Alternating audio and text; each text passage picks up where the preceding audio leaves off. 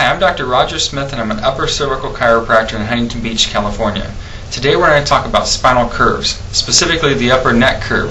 I'm going to show you what we look for in terms of curvature of the spine and things that we are distributed in a normal or demonstrated in a normal neck curve. This is an x-ray of a patient with a pretty normal neck curve. Now we say normal, and that's a term that it needs to be explained because there really is no normal. Normal is whatever your body is doing at that point in time. But there's some textbook measurements that they've taken of spinal curvatures, and they found that a 20 to 30 degree curve when measured from the second bone to the sixth bone, and you measure that angle drawing perpendicular parallel lines to those bones, and measuring that angle, a 20 to 30 degree curve is considered normal. So this patient has a 31 degree curve, which is just right above the normal range, but that's okay. We also look at the spacing between the bones. That's the black space here between the bones. That is the intervertebral disc. That is actually the shock absorber of the spine. Then we look at the shape of the bone. We want to make sure it's nice and squared off with no lipping or spurring. That's what we call osteophyte formation.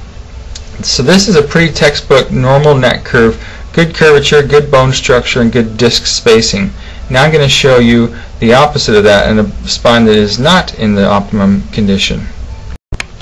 Here we have an illustration of, again, a near normal neck curve. We have a spine that's out of alignment.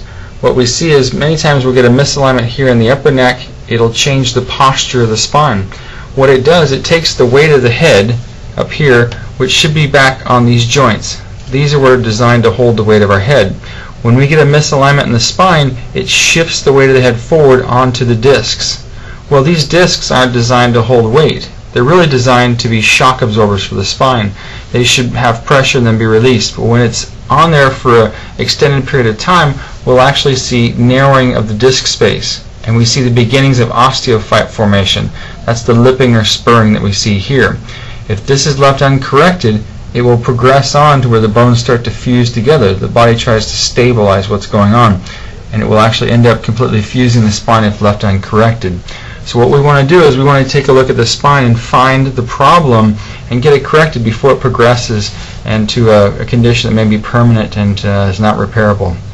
So for more information on this, go to my website at www.rogersmithdc.com. Your health starts here.